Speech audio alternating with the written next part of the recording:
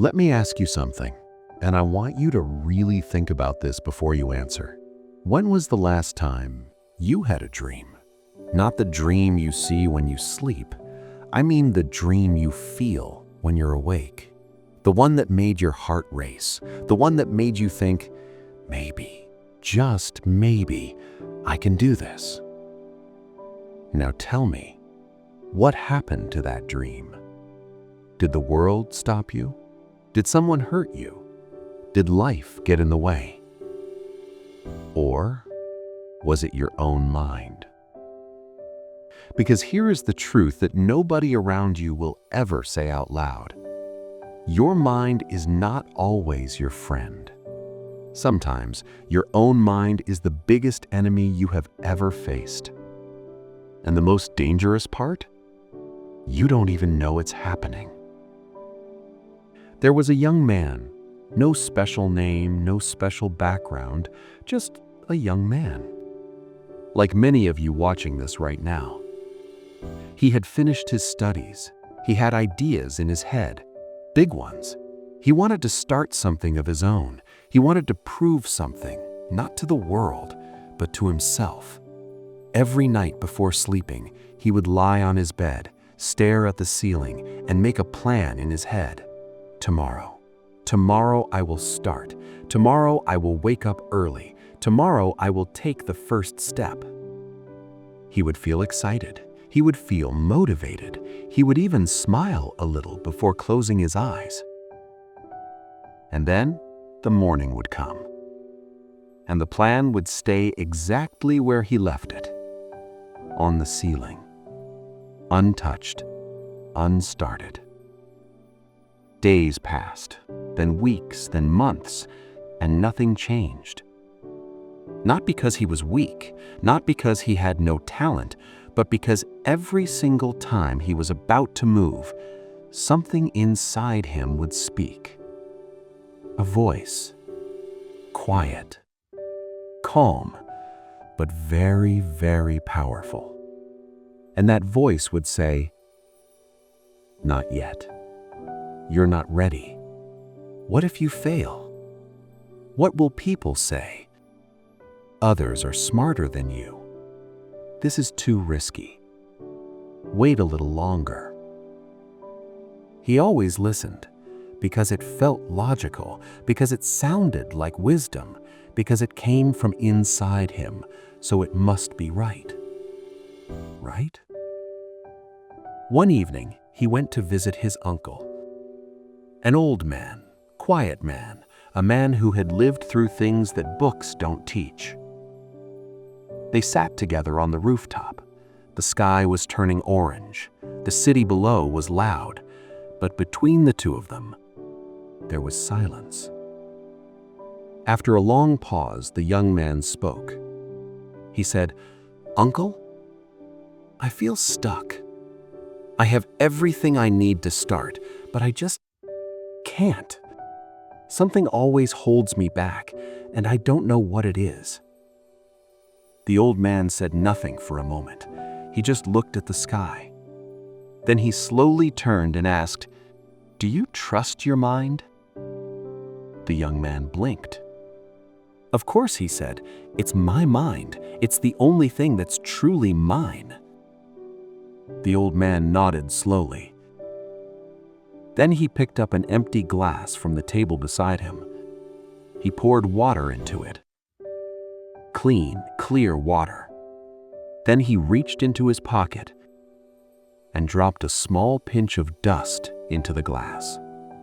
The water clouded immediately, and he handed it to the young man and said, "Now drink." The young man looked at the glass, then looked at his uncle. "I can't drink this," he said. "The water is dirty." The old man smiled. And then he said something that the young man never forgot for the rest of his life. He said, "Son, this is your mind. Clean water, full of potential, full of ability. But somewhere along the way, fear got in. Doubt got in. Other people's opinions got in. Past failures got in. And now you won't drink from your own mind because you know it's been poisoned. And the worst part? You keep listening to that poisoned water as if it's telling you the truth. The young man sat very still. He didn't speak. He just stared at the cloudy water in the glass. And for the first time in a very long time, he saw himself clearly. He saw how many mornings he had wasted because his mind told him the risk was too big. He saw how many opportunities he had let pass because his mind told him he wasn't good enough. He saw how many nights he had spent planning and how zero of those plans had ever seen daylight.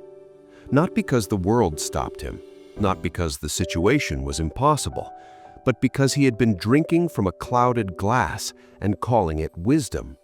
He had been calling his fear being careful. He had been calling his procrastination waiting for the right time. He had been calling his self-doubt being realistic. But none of it was real. It was all just noise. Noise that sounded exactly like his own voice. Noise that felt exactly like his own thoughts. Noise that came from his own mind, the same mind that was supposed to protect him. The same mind that had been quietly, slowly destroying him. His uncle looked at him gently and said, "I'm not telling you your mind is your enemy. I'm telling you not every thought that comes from your mind is true. Your mind is a machine, and like every machine, it can malfunction. It can get stuck in patterns. It can replay old fears. It can imagine dangers that don't exist. And it will present all of that to you, wrapped in the voice you trust the most, your own." He paused, then said softly, "The day you learn to watch your own thoughts, instead of just believing them, that is the day you become free." The young man looked at the glass again. He set it down on the table, slowly, carefully, like he was putting something down that he had been carrying for years. And in a way, he was. Here is what I want you to understand. Your mind will always speak to you. That is not going to stop. The thoughts will come, the doubts will come, the fear will come. That is human. That is normal. But here's the thing most people never learn. A thought is not a fact. Your mind telling you that you will fail does not mean you will fail. Your mind telling you that you are not ready does not mean you are not ready. Your mind telling you that it's too late does not mean it is too late. These are just thoughts, old thoughts, borrowed thoughts, thoughts built from past pain, past embarrassment, past moments that already ended. But your life has not ended. Your story is still being written, and the pen is in your hand, not in your mind's hand, in your hand. The moment you stop obeying every thought that appears and start questioning it, something shifts, something wakes up inside you, a quiet kind of courage, not the loud, dramatic kind you see in movies, the real kind, the kind that says, "I see you fear, I hear you doubt, but I'm moving anyway." The young man didn't wake up the next morning and suddenly become a different person. That's not how life works. He still felt fear. He still heard that voice. Some mornings it was louder than ever, but this time he watched it. He noticed it. He said to himself, "There it is again, the doubt, the hesitation. I see you, but I'm not going to let you drive today." And he started. Small, imperfect, messy, but he started because he finally understood something. The mind that was supposed to guide him had been given too much power for too long, and it was time to take that power back, not with anger, not with force, just with awareness, just with the decision to no longer believe every single story his mind was telling him. And now I want to speak to you. Yes, you, the one watching this right now. Maybe you have a dream sitting somewhere inside you, untouched, unstarted. Maybe there is something you want to do, something you want to change, something you want to become. But every time you get close, a voice inside you says, "Not yet, not you, not possible." I want you to hear this clearly. That voice is not the truth. That voice is just old fear speaking in new sentences. That voice is just pain from old chapters trying to rewrite your new ones. You are not your doubts. You are not your hesitation. You are not the sum of every time you stopped yourself.